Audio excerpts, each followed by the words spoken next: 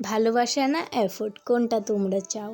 আমার তো উত্তর হবে ভালোবাসা। তার কারণ যাকে ভালোবাসা যায় তার প্রতি তো এফোর্ট দেওয়া যায়, তাই না?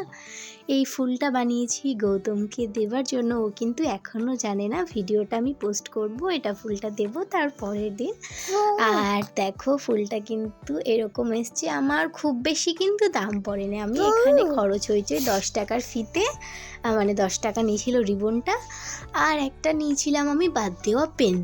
আমি যেহেতু আমার কাছে কোনো রকম কোনো স্টিক ছিল না, সেই কারণে বাদ দেওয়া পেন দিয়ে বানিয়েছিলাম। এটা সামনে থেকে দেখতে কিন্তু বেশি ভালো লাগছিল, ফোনে কিন্তু এর সৌন্দর্য অতটাও দেখা যাচ্ছে না। আজকে ভেবেছি আমি আরও একটা নতুন জিনিস বানাবো, সেটা আমি এর আগে কখনো বানাইনি, তবে খেয়েছি কিন্তু 2-1 বার।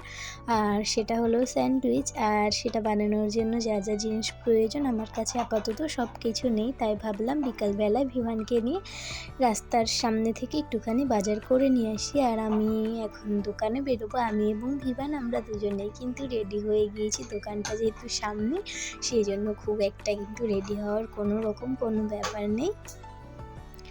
আর ভিভান তো এখন নতুন নতুন হাঁটা শিখেছে, ও কিন্তু হাঁটতে খুবই ভালোবাসে। দোকান থেকে এনেছিলাম এই স্লাইসেস ব্রেড, তার সঙ্গে ছিল আমুলের বাটার, আর একটা আছে অরিগ্যানো। চিলি ফ্লেক্সটা ছিঁড়ে গিয়েছে, ওই কারণে আর দেখালাম না।